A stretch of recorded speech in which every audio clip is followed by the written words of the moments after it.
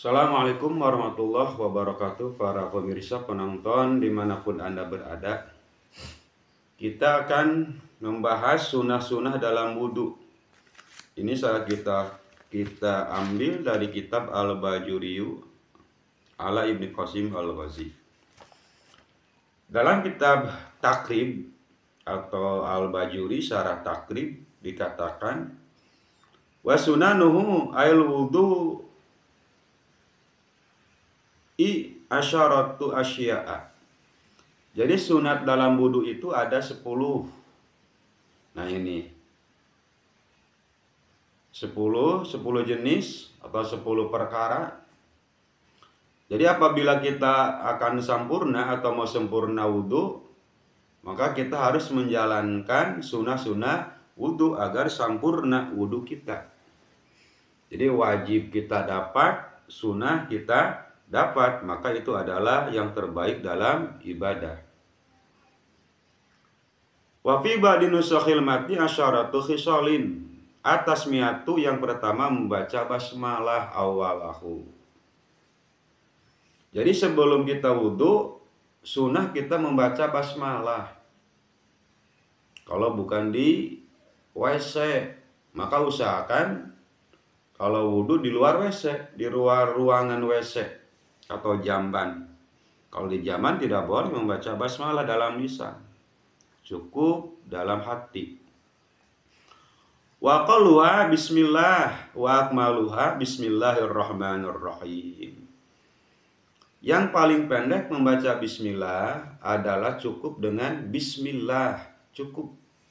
Jadi sebelum kita wudhu, baca bismillah dulu dengan paling pendek, yaitu dengan bismillah, cukup. Segitu juga. Wa akmaluha bismillahirrahmanirrahim.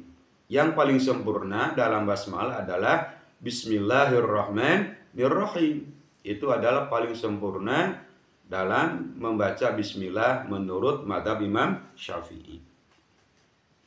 Jadi kembali lagi, yang pertama, apabila kita akan atau ingin mendapat kesempurnaan dalam wudhu, yang pertama, amalkanlah sunnah-sunnah wudhu.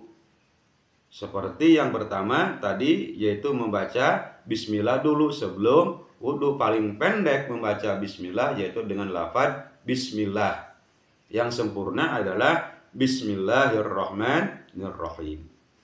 Fa in taraka tasmiyata awalahu atabiha fi asna'ihi. Bagaimana pertanyaannya apabila kita lupa membaca bismillah dalam awal wudhu, tapi kita ingat di tengah-tengah wudhu, maka baca saja di tengah-tengah wudhu dengan tambahan awalahu wa akhirahu. Jadi bismillahi awalahu wa akhirahu atau bismillahirrahmanirrahim awalahu wa akhirahu.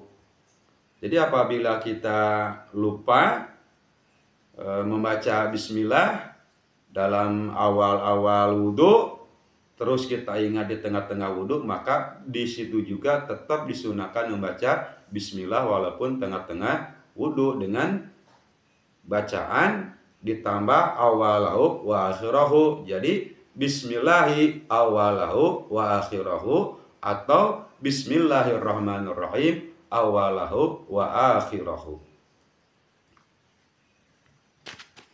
Fa in faragha minal wudhu'i lam yati biha. Bagaimana sekarang kalau kita ingatnya sesudah beres wudhu baca bismillahnya? Kita tadi lupa tidak membaca bismillah. Tapi kita ingat sesudah beres wudhu. Nah, kalau ingatnya sesudah beres wudhu, itu adalah tidak sunat membaca bismillah. Itu adalah yang pertama. Wa ghuslul kafaini ilal ku'aini qabla al-madmadati wa yaghsilu ma talatan. In taradada fi rihima. Yang kedua, sunat dalam wudhu itu adalah membasuh dua telapak tangan sampai batas sampai lamun bahasa Sunda mah sampai pigelangan ka dieu. Sampai pergelangan tangan. Jadi yang kedua, wa ghuslul kafaini ilal ku'aini qabla madmadati wa yaghsiluhuma salatan intaroda fi tuhrima. Nah, jadi yang kedua, sunat wudu itu adalah membasuh atau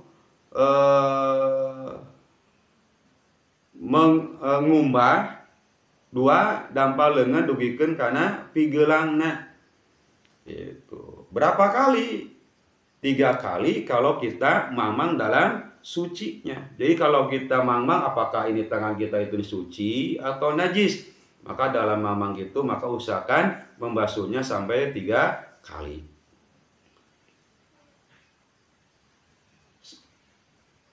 Membasuh tangannya itu adalah sebelum kita berkumur-kumur atau menghirup air kepada hidung, itu adalah yang nomor 2. Qabla idkhalihi ma'al ina, dan sebelum kita memasukin tangan kepada tempat air. Seperti kita di bak nih, kita wudu di bak. Itu tidak pakai keran. Maka sebelum kita